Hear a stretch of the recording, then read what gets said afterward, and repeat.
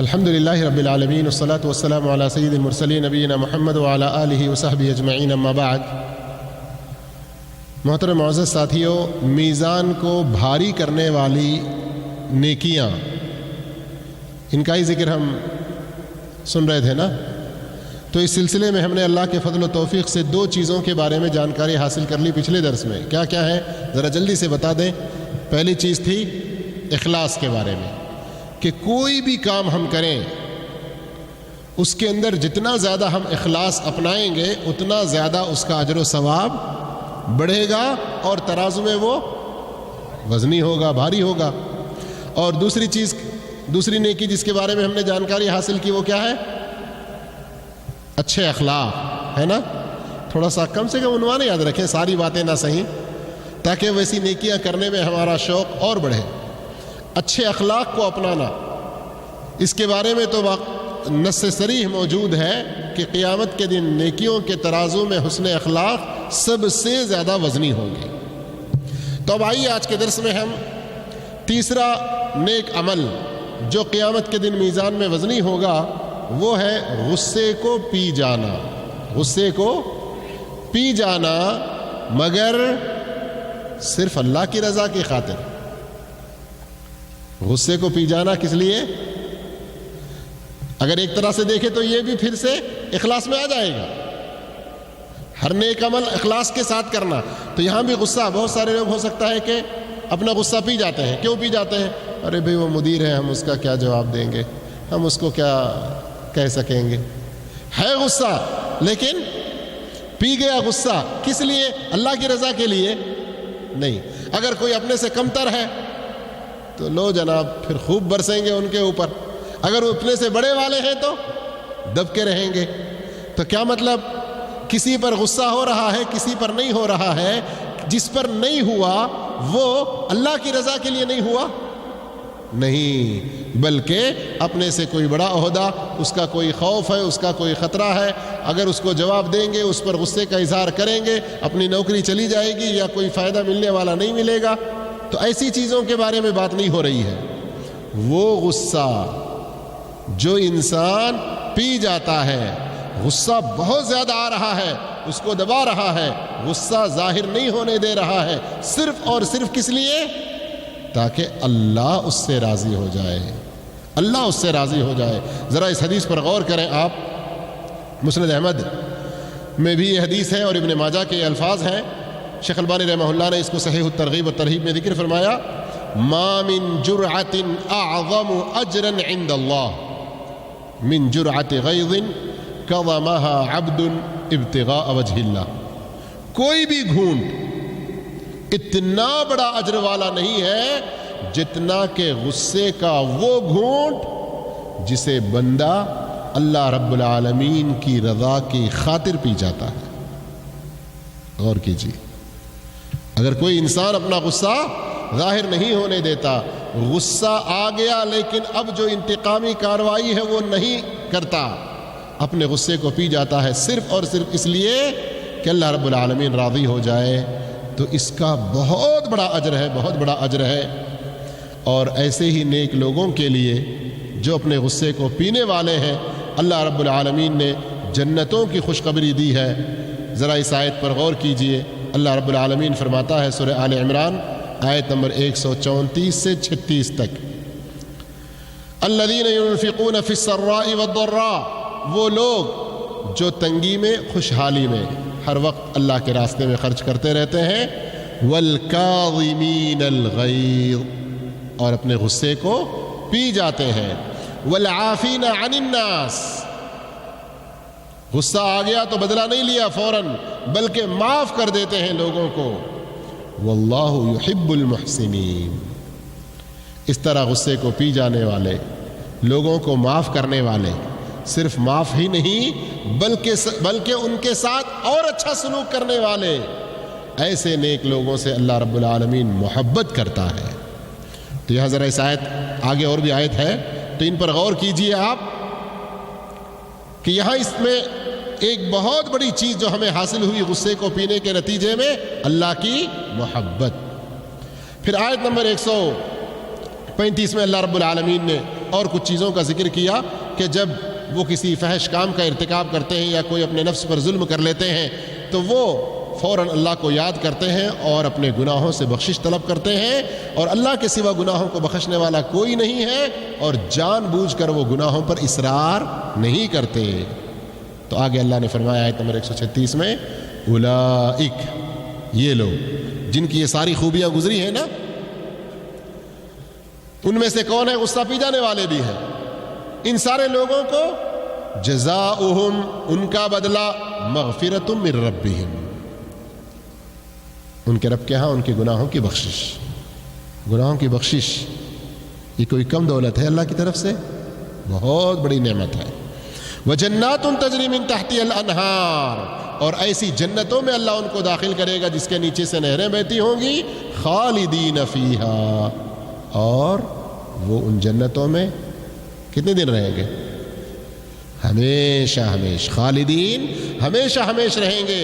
وَنِعْمَ أَجْرُ الْعَامِلِينَ، اور اس طرح کے نیک کام کرنے والوں کا ثواب بھی کیا ہی عمدہ ہے، کیا ہی اچھا ہے۔ اللہ اکبر۔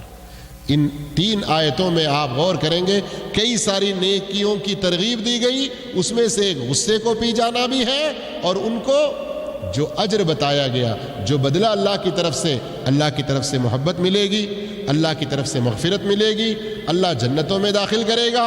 پھر ان کی تعریف بھی خود اللہ رب العالمین کر رہا ہے کہ اس طرح کے نیک کام کرنے والوں کو جو اجر ملنے والا ہے وہ اجر بھی کیا ہی خوب ہے، کیا ہی ان کا ثواب اچھا ہے۔ بلکہ اگر واقعتاً انسان مخلص ہو، واقعتاً اللہ کی رضا کی خاطر ہی غصہ پی جائے، اور ایسی نیکی اور ایسی خوبی اللہ ہم سب کو عطا فرمائے، واقعتاً اگر ہم اللہ کی رضا کے لیے غصہ پی جائیں تو ان کے لیے اس سے بھی ایک اور اجر ہے بڑا۔ وہ کیا؟ اس کا ذکر مسند احمد، ابو داؤد، ترمذی، ابن ماجہ، بیہقی وغیرہ میں کئی حدیثوں میں ہے۔ حضرت سہل بن معاذ رضی اللہ عنہ فرماتے ہیں، وہ اپنے باپ سے روایت کرتے ہیں کہ رسول اللہ صلی اللہ علیہ وسلم نے فرمایا، من کظم غیظا وهو قادر على ان ينفذه، جو شخص غصے کو عملی طور پر نافذ کرنے کی طاقت رکھنے کے باوجود غصے کو پی جاتا ہے۔ یہ غصے کا جب ذکر کیا تو ہم نے شروع میں کیا کہا؟ کچھ لوگ غصہ پی جاتے ہیں، کیوں؟ ہم سے بڑا ہے، ہم اس سے کیا بدلہ لیں گے؟ تو یہ تو عاجزی سے چھوڑنا ہوا۔ غصہ آ رہا ہے لیکن دل میں ہی دبا لیا، کیوں؟ کچھ کرنے کی طاقت نہیں ہے، یہ اس کی بات نہیں۔ وہ آدمی جسے غصہ آیا غصے کو نافذ کر سکتا ہے، اس غصے میں جو کاروائی کرنا ہے کرنے کی طاقت اس کے پاس پوری ہے، لیکن اس کے باوجود وہ اپنے غصے کو پی جاتا ہے صرف اللہ کی رضا کی خاطر۔ دعاہ اللہ عز وجل علی رؤوس الخلائق یوم القیامہ، تو ایسے شخص کو اللہ تعالیٰ قیامت کے دن سارے لوگوں کے سامنے سے بلائے گا، حتی یخیرہ اللہ من الحور العین ما شاء، اور پھر بہت سارے حور عین میں سے جسے چاہے وہ پسند کر لے، یہ اختیار اللہ رب العالمین اس کو دے گا۔ تو اب تو حور عین کی خاطر تو غصہ پی جائیں گے نا، اللہ نے ایک توفیق عطا فرمائے اس کی رضا کی خاطر غصہ پی جانے کی، اللہ ہم میں سے ہر ایک کو نیک توفیق عطا فرمائے۔ سچی بات یہ ہے میرے بھائیوں کہ اللہ رب العالمین کی ہیبت، اللہ رب العالمین کی عظمت، اس کی طاقت و قوت، ان چیزوں کو ہم وقتاً فوقتاً یاد کرتے رہیں، یہ احساس ہمارے اندر جاگے، زندہ رہے، تو پھر غصے کو پی جانا آسان بھی ہوتا ہے۔ مثال کے طور پر ایک صحابی اپنے غلام کے اوپر بہت غصہ ہو کر ان کو خوب ڈانٹ رہے تھے۔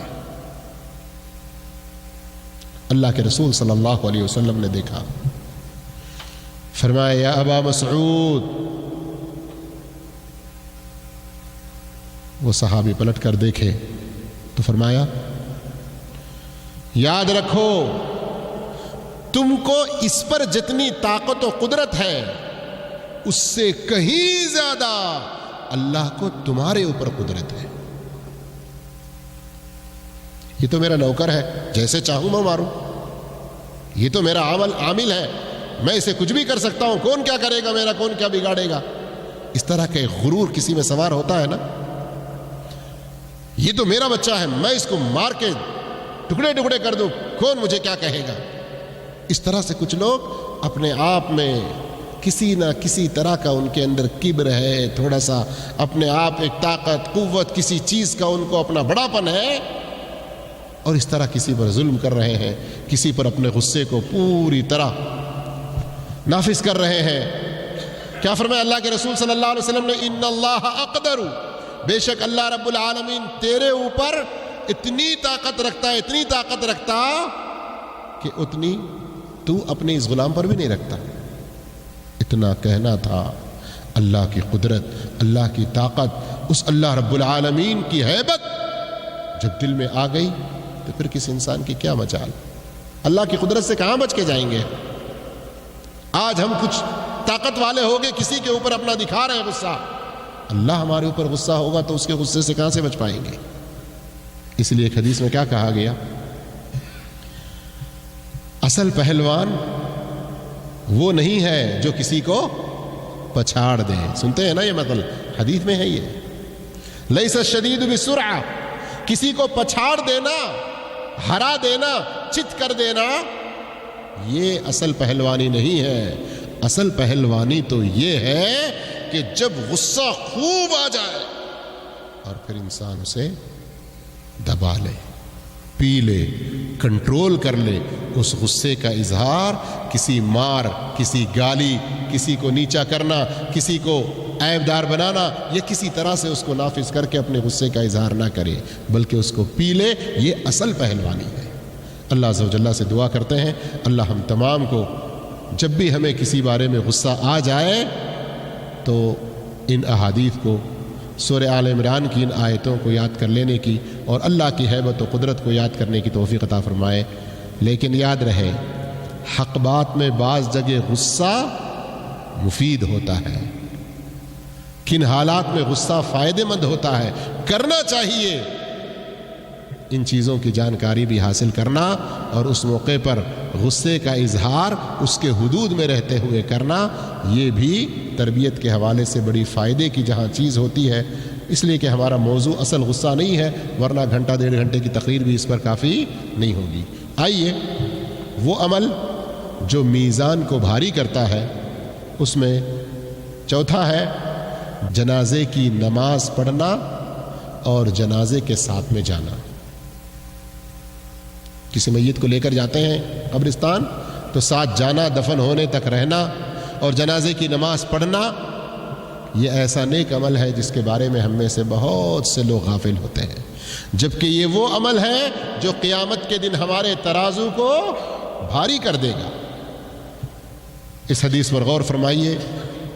حضرت ابی بن کعب رضی اللہ عنہ سے روایت ہے، نبی کریم صلی اللہ علیہ وسلم نے فرمایا، من تبع جنازة حتى يصلى عليها، جو کسی جنازے کے ساتھ چلے یہاں تک کہ اس کی نماز پڑھی جائے، وَيُفْرَغَ مِنْهَا، اور اس کے کفن دفن وغیرہ کے سارے معاملات سے فارغ ہو جائیں، فَلَهُ قِيرَاطَانِ، اس کو 2 قیرات اجر ملیں گے.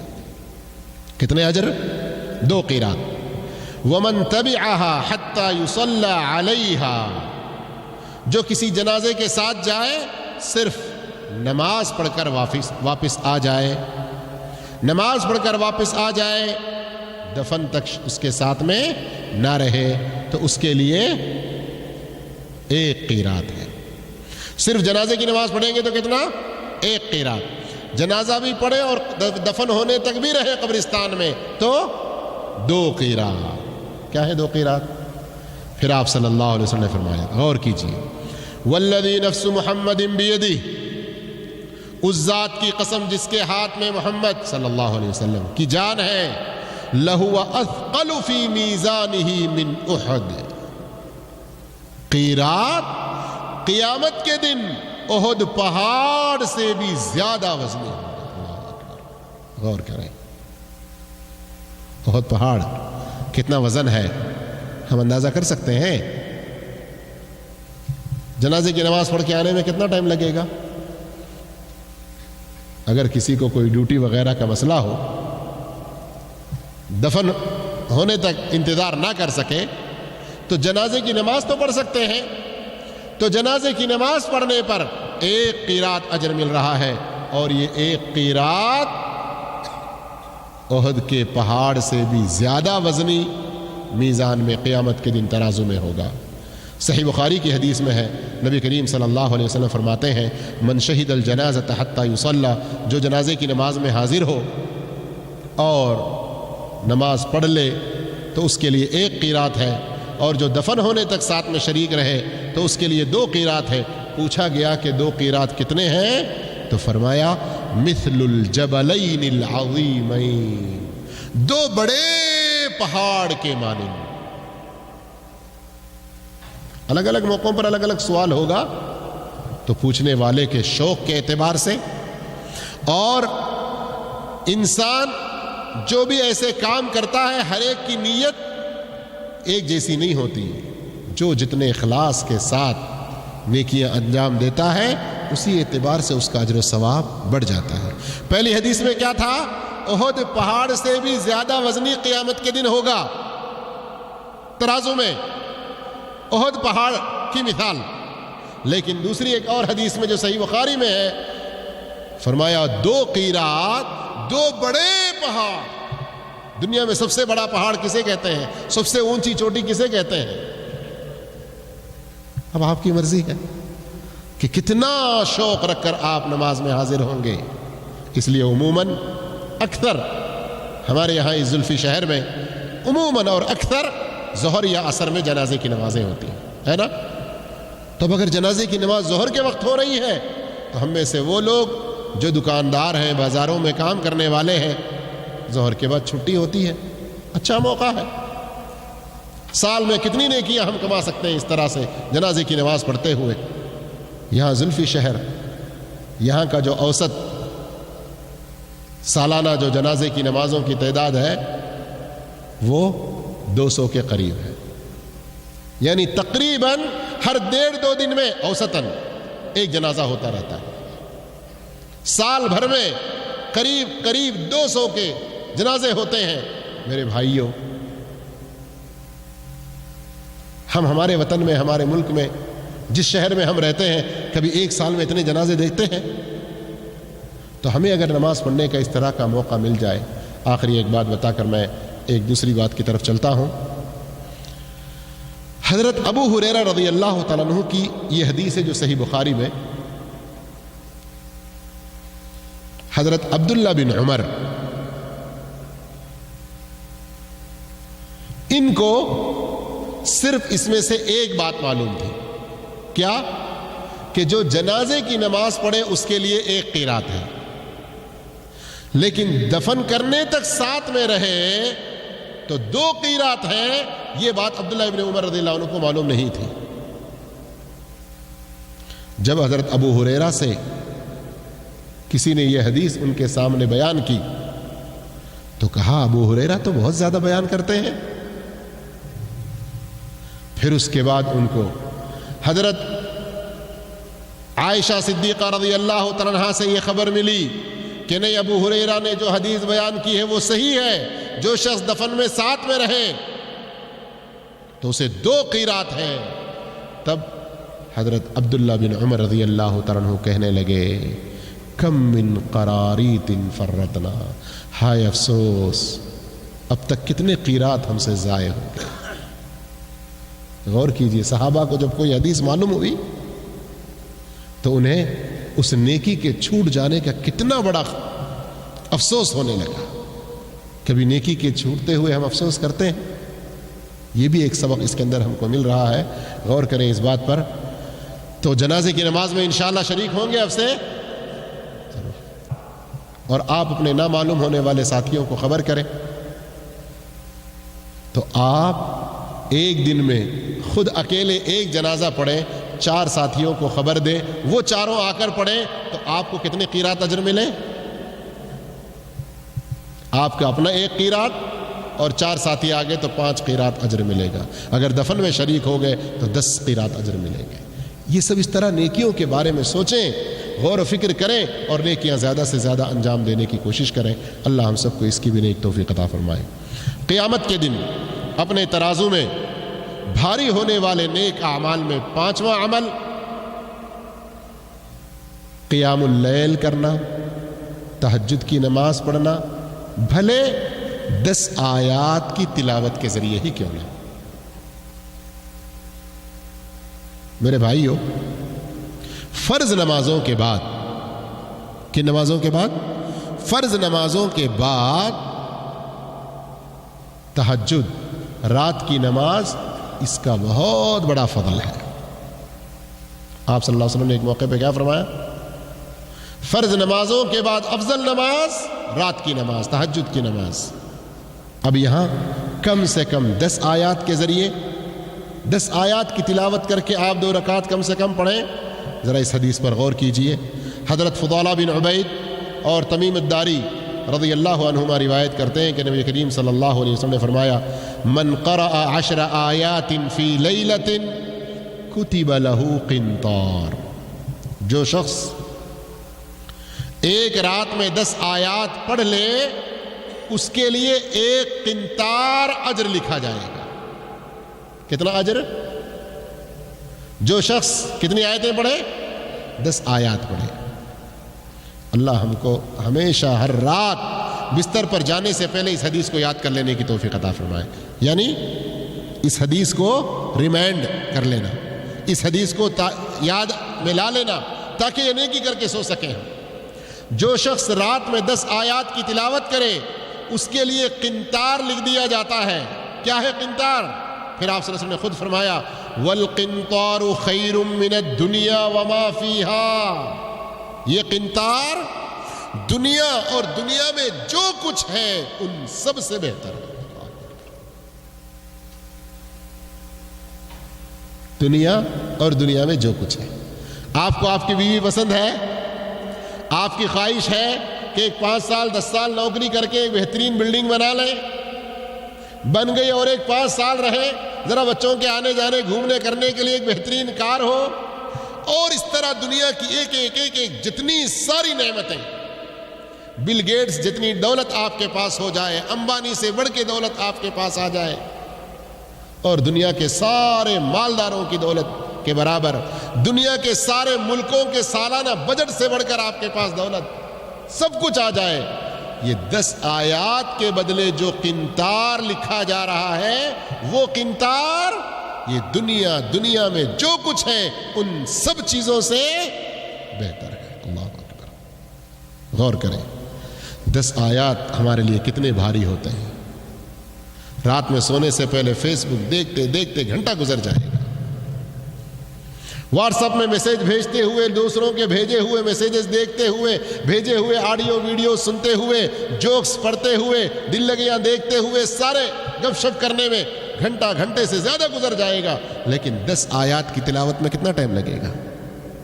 غور کریں. یاد رکھیں گے اس بات کو انشاءاللہ. پڑھیں گے آج سے 10 آیتیں رات میں. جو رات 10 آیات پڑھ لیں اس کے لیے قنطار لکھا جاتا ہے، اور قنطار دنیا میں جو کچھ ہے ان سب سے بہتر ہے. یہ تو دنیا کا فائدہ ہوا. اب آگے آئیے.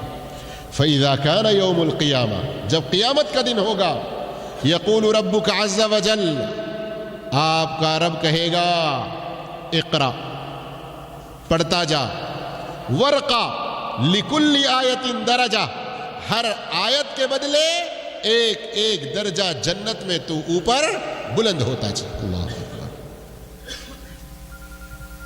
دنیا میں بھی کیا چاہتے ہیں ہم لوگ کہ آج پچھلے 2-3 سال سے ہم نے اپنی ایک منزل بنا لی، چلو اب بچے بڑے ہو رہے ہیں، شادیاں ہوں گی، ان کے لیے بھی تو روم چاہیے، اوپر اور ایک مالا بنا دیں گے، اوپر اور ایک منزل بنا دیں گے. سوچتے ہیں کتنے سال لگ جاتے ہیں ہمیں. لیکن روزانہ صرف 10 آیات کی تلاوت، روزانہ 10 آیات. قرآن کریم میں 6000 سے اوپر آیتیں ہیں. اس طرح سے آپ پڑھتے چلے جائیں گے. کل قیامت کے دن اللہ کے پاس پہنچیں گے، اللہ کہے گا ایک آیت پڑھتے جاؤ اور جنت میں ایک درجہ چڑھتے جاؤ. حتی ینتہی الی آخر آیت معہ، جہاں تک تم تلاوت کرو گے جتنا تمہیں قرآن یاد ہے اتنا تمہارا جنت میں درجہ ہوگا۔ اللہ اکبر۔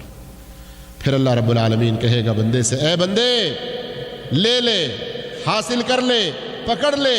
بندہ اپنے ہاتھ کو پھیلائے گا، کہے گا کیا؟ تو اللہ رب العالمین کہے گا ایک ہاتھ میں جنت الخلد لے لے اور ایک ہاتھ میں جنت النعیم لے لے۔ میرے بھائیوں، قرآن کی کتنی بڑی عظمت ہے، قرآن کا کتنا مقام ہے۔ سونے سے پہلے 10 آیات کی یہ تلاوت، یہ 10 آیات کی تلاوت ہم نے کہا کہ قیام اللیل میں کیوں؟ اس لیے کہ ذرا اس حدیث پر غور کریں گے۔ نبی کریم صلی اللہ علیہ وسلم فرماتے ہیں، عبداللہ ابن عمرو بن العاص رضی اللہ عنہ کی روایت، من قام ب10 آیات لم یکتب من الغافلین، جو 10 آیتوں کے ساتھ قیام کرے اس کا شمار غافلوں میں سے نہیں ہوگا۔ غافل کون؟ جو اللہ کو بھولے ہوئے ہیں۔ اگر 10 آیات کے ساتھ آپ 2 رکعت نماز کم سے کم ادا کر لیتے ہیں، 4 رکعت نماز ادا کر لیتے ہیں 10 آیات کی تلاوت کر کے، تو آپ کا شمار غافل لوگوں میں سے نہیں ہوگا۔ ومن قام ب100 آیہ کتب من القانتین، اگر آپ 100 آیات کے ساتھ قیام کرتے ہیں، کتنی آیات؟ 100 آیتوں کے ساتھ قیام کرتے ہیں تو آپ کا شمار عبادت گزاروں میں ہو جائے گا۔ قانتین کن لوگوں میں ہوگا؟ عبادت گزاروں میں ہوگا۔ ومن قام ب1000 آیہ کتب من المقنطرین، اور جو 1000 آیتوں کے ساتھ قیام کرے اس کا شمار ان لوگوں میں ہوگا جن کو قنطار کے قنطار، قناطیر سے قناطیر ملتے چلے جاتے ہیں، ان لوگوں میں اس کا شمار ہوگا۔ اب آپ کم سے کم درمیان اسٹیج میں بھی رہیں، 100 آیات، تو 100 یہ لفظ سنتے بہت زیادہ نظر آ رہا ہے نہیں؟ 100، لیکن اگر آپ سورۃ الشعراء پڑھیں، چھوٹی آیتیں اس کے اندر ہے، سورۃ القلم، سورۃ الحاقہ، یہ 2 ملا کر 100 آیتیں ہو جاتی ہیں 4 صفحے میں۔ میرے بھائیوں، ہمیشہ اسی کی پابندی نہیں، کم زیادہ بھی کریں، لیکن اپنی عادت بنا لیں۔ لیکن آخر میں آگے بڑھنے سے پہلے اس میں جو ترغیب ہمیں دی گئی کہ رات 10 آیات کی کم سے کم تلاوت کرنا، یہ آیتیں 2 یا 4 رکعتوں میں اگر پڑھتے ہیں تو اور زیادہ اجر و ثواب ہے۔ تو یہاں یہ قیام سے مراد کون سا قیام؟ صرف رمضان میں؟ اس لیے کہ یہاں پر عام طور پر بہت سارے لوگ قیام اللیل کسے کہتے ہیں؟ رمضان میں نہیں بلکہ رمضان کے آخری 10 راتوں میں، تو وہ ایک مخصوص پہچان بن گئی ہے اس وقت کی۔ لیکن عشاء کی نماز کے بعد سے فجر کی نماز سے پہلے تک اتنا لمبا جو سمے ہے، جو وقت ہے، اس میں جو نماز پڑھی جاتی ہے اس کو قیام اللیل، صلاۃ القیام، صلاۃ اللیل، تہجد کی نماز، صلاۃ التہجد، صلاۃ النافلہ، کئی سارے اس کے نام ہیں۔ اسی کا نام رمضان میں آ کر تراویح بھی ہے، اور اس کی کم سے کم تعداد 2 رکعت ہے، زیادہ سے زیادہ کی کوئی حد نہیں ہے۔ بعض لوگ پریشان ہوں گے کہ یہ کیا، ہم تو سنتے تھے کہ 8 اور 3 11، حد نہیں ہے کیسے کہہ رہے ہیں؟ اس حدیث کی بنیاد پر اللہ کے رسول صلی اللہ علیہ وسلم سے ایک شخص نے آ کر پوچھا صلاۃ اللیل کے بارے میں، تو آپ نے فرمایا مثنا مثنا، 2 رکعتیں کر کے تم پڑھتے رہو، فَإِذَا خَشِيتَ الصُّبْحَ فَأَوْتِرْ بِوَاحِدَةٍ، جب تمہیں صبح ہونے کا خطرہ ہو تو تم 1 رکعت وتر پڑھا کرو۔ تو تحدید نہیں ہے، لیکن اگر کوئی تحدید کرتا ہے جو اللہ کے رسول صلی اللہ علیہ وسلم کا عمل ہے تو یہ مسنون چیز ہے، یہ بات بھی یاد رکھیں۔ ایک ہے مسنون اور افضل، دوسرا ہے جو تحدید نہیں ہے، جائز۔ لیکن مسنون کیا، افضل کیا ہے، اس کو بھی ذہن میں رکھیے۔ وہ کیا؟ 8 رکعت لیکن لمبے، اگر کوئی انسان مختصر کر کے زیادہ رکعت پڑھتا ہے تو علماء نے اس کی اجازت دی ہے مختلف احادیث کی بنیاد پر۔ یہاں مسائل میں ہمارے لوگ، اللہ ہم کو ہدایت عطا فرمائے، خاص کر رمضان کا مہینہ جب آتا ہے 8-20 کی چکر میں لڑائیاں زیادہ ہوتی ہیں اور اصل عمل سے دور ہو جاتے ہیں۔ یہ فتنہ ہے ہمارے درمیان۔ اللہ کو راضی کرنے کے لیے، اپنی آخرت بنانے کے لیے پڑھیے نماز، اور عام دنوں میں بھی اس کا اہتمام کیجیے۔ کچھ نہیں ہو سکتا تو کم سے کم عشاء کی نماز کے فوراً بعد جو 2 سنت مؤکدہ ہیں ان کے بارے میں ہی کم سے کم نیت کر لیں، اور جو کم سے کم 1 وتر پڑھتے ہیں اس میں ہی یہ نیت کر لیں، تو اللہ رب العالمین بڑا کریم ہے، اس کے پاس اجر و ثواب کی کوئی کمی نہیں ہے۔ اور ایک بات یہ بھی بتا دوں، جیسے اس سے پہلے کئی بار اس بارے میں سوال بھی آیا، بعض لوگ سمجھتے ہیں کہ تہجد کی نماز کا مطلب یہ ہے کہ سو کر پھر اٹھنا، اٹھ کے پڑھنا، پھر بعد میں سو جانا یا فجر کی نماز پڑھنا۔ یہ لازمی نہیں ہے۔ تہجد کی نماز کا وقت شروع ہوتا ہے عشاء کی نماز کے بعد۔ جیسے ہی آپ کی عشاء کی نماز ہو گئی تو آپ کی تہجد کا وقت شروع ہو گیا۔ اب آپ چاہیں تو عشاء کے بعد بھی پڑھ سکتے ہیں، کوئی حرج کی بات نہیں، بالکل جائز ہے، لیکن اس کا افضل وقت رات کے 3 پہر کے بعد شروع ہوتا ہے۔ یہ نہ بھولیں، افضل وقت، لیکن اس کا جائز وقت کب شروع ہوتا ہے؟ عشاء کے بعد ہی شروع ہو جاتا ہے۔ اگر کوئی ایسا آدمی ہے ڈیوٹی سے دیر سے نکلتا ہے، 10 ساڑھے 10 11 بج جاتے ہیں، 11:30 بج جاتے ہیں، جا کر کھا کر سونے کے بعد پھر فجر سے پہلے اٹھ کر تہجد کے لیے کھڑے ہونا بڑا بھاری ہے، تو سونے سے پہلے آپ تہجد پڑھ لیں، 2 رکعت 4 رکعت جو آپ سے ہو سکتا ہے، اور یہ فضیلتوں کو ذہن میں رکھیں۔